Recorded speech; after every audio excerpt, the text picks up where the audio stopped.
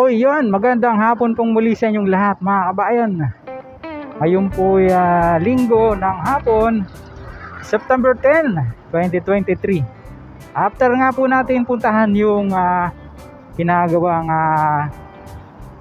expressway dyan sa Parañaque patawid ng Taguig. Dumiretso na po tayo dito, nag-Molino Boulevard po tayo at diniretso natin tong Molino Road.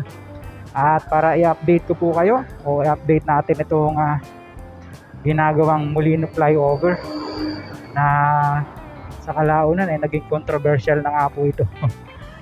Ayan dito sa bungad okay naman na siya, may mga ilaw na nga siya at solar lamp yung ginamit na magkabila. So, malaking tipid po yan.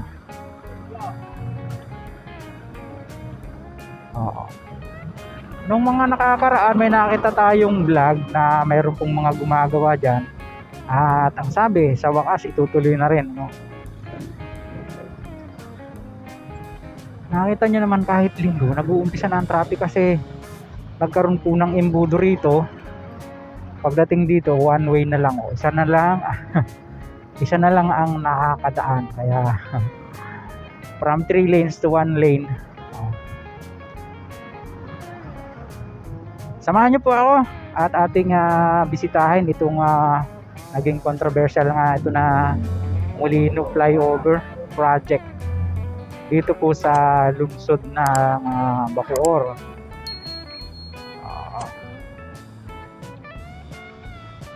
Ginawang terminal pala ng mga mga multicab. Kaya Alabang ata yan mga yan. Dahil sila lang ang nakakabiyahe dyan sa Daang Hari detour. Samantalang tayo narito po sa ilalim ng flyover mga kabayan. Pasdan nyo po yung ating aerial shot. Ayun siya.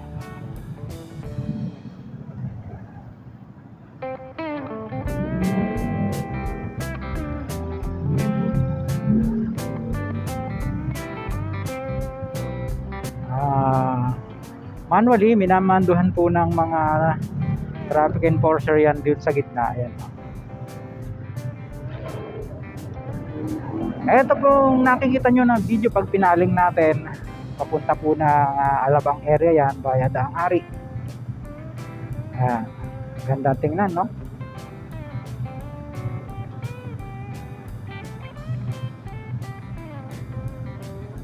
Then ipihit natin sa kabila, Daang Hari pa rin, papunta po ng Aguinaldo Highway yan.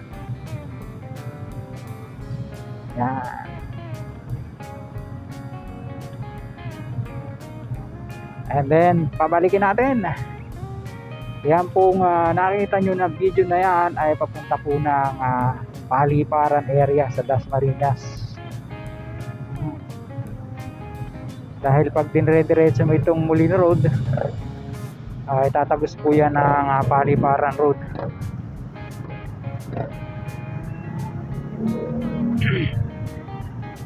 Nakita niyo yung sitwasyon dito kahit linggo traffic siya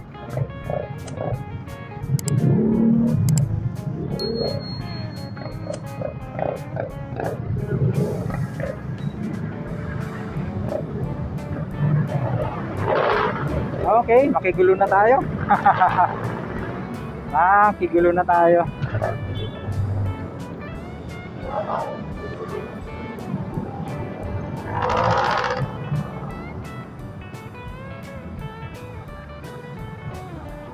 At yung kung nasa bandang right side, yun yung nakikita sa video natin, yan po ang SM Molino. Maraming nagsasabi bakit daw pinarallel sa SM Molino itong flyover. Hindi dapat daw yung parallel siya o kaya ka-align siya ng Daang Hari. Well, hindi po natin alam ang sagot dyan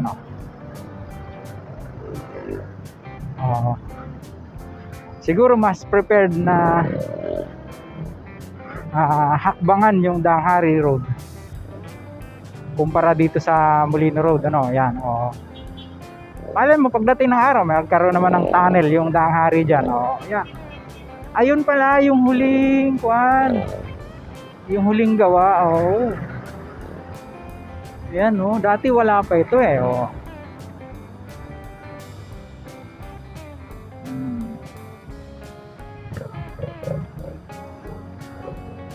Tanaw lang natin siya sa ating aerial shot.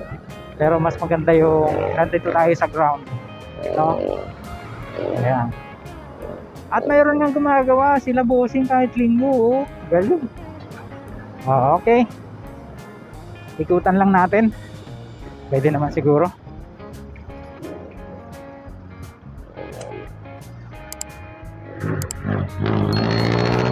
Pwede yan.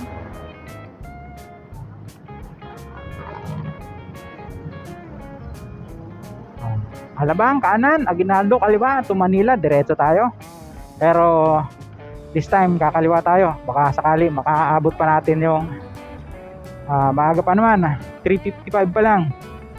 So hanggang dito na lang po muna pansamantala yung pong ating vlog na ibahagi sa inyo. Sa mga ilang napagawi sa ating maliit na YouTube channel, sana po huwag niyong kalimutang mag-like at mag-subscribe. Pakipindot po ang notification bell para lagi po kayong updated anytime mag-upload po tayo ng video. Kung muli si Kabayang Alex, lagi nagpapaalala, mag-ingat po tayo, lagi tayong manalangin pagpasalamat sa Diyos. See you po in my next vlog, God willing. Hasta, bye bye.